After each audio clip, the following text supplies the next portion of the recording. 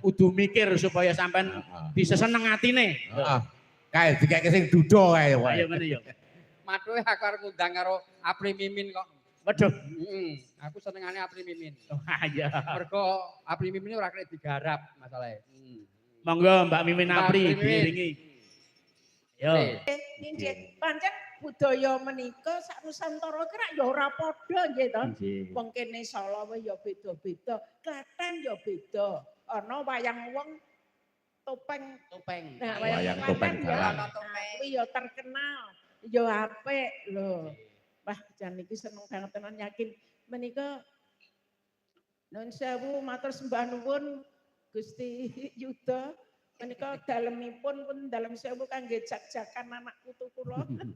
Nek wonten kentak kelenipun nyuwun pangapunten nggih. Mugi saged pentas malih wonten mriki. Lan sing tak krungu iki mau Dek Tengkleng. Terus pundi? Iku jane dalang siji iki pelit lho kuwi. Lah pripun lho, Bu? Asli ya. Lah pripun? Sawangen to. Nggih. Mbak Yune iki ra irung kono irunge dhewe ya ora dikeke aku. Bayangno wis ngono kok irung tok kuwi. Pak Saman tuh kok irung tok pripun lho jenengan itu. Aku ngertine ya pengen irung tok kok ya Mbak.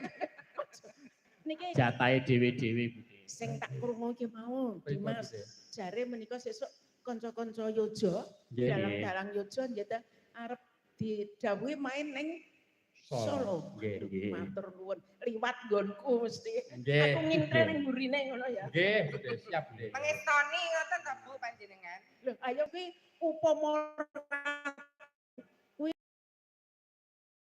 iki tenan sing tegese aku mengkari ndelok kesenian kuwi kabeh njur anak-anak iki Swarawati sing ayu.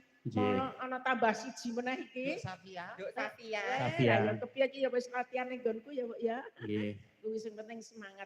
Mulane iki lho sing tak gayuh kaya ngene iki. Nggih. Mulane iki aku aja kesuwen ning kene iki wektune terbatas. Nggih. Betul. Niki kalih dinten to menika? Wayanganipun kalih dinten kalih benjang to? Kok rong dina. Dalange endi kuwe lho, Nok? Iki ora ana eleke yen to genduk Safia. Safia. Iya. Safia, Mbah. Ayo Nduk, mriki Nduk. Nduk. Makili Mbah Putri Nduk, mriki Nduk. Makili. Dicukur. Budiyati. Ini mau jejer Pak Dia Pak Tante. Pak Dikundulmu melocot. Nggih. Diandani ket barisan. Wis aku Apri Mimin aku tak mundur ya. Toh. Matur nuwun. Matur nuwun. Matur nuwun Bude. Tapi kita semangat ya. Semangat anak putu kula, adik-adik kula Swarawati ya kabeh welingku kowe padha semangat. Nggih. Kita jadi wanita jangan cengeng, jangan apa? Ak dhewe ora lek. Apa kowe? Lah sing Apa ika? dibeli wanita. Pokoknya kita semangat dan semangat Nggih. gitu untuk bekerja.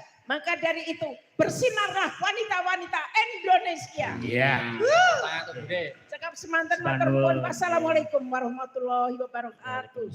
Salam budaya. Lestari Lestari budaya. budaya. Terima kasih. Nduk Safia badhe nembang napa Nduk? Aduh, nembang apa, Dok? Badhe nembang Cileman Mendes. Cineman Mendes. Oh nggih. Aduh nggih. Monggo diaturke monggo. Iki kaya sing tau tak nyanyikke kayon, Telek. Umuke metu. Iya. Telek. Monggo.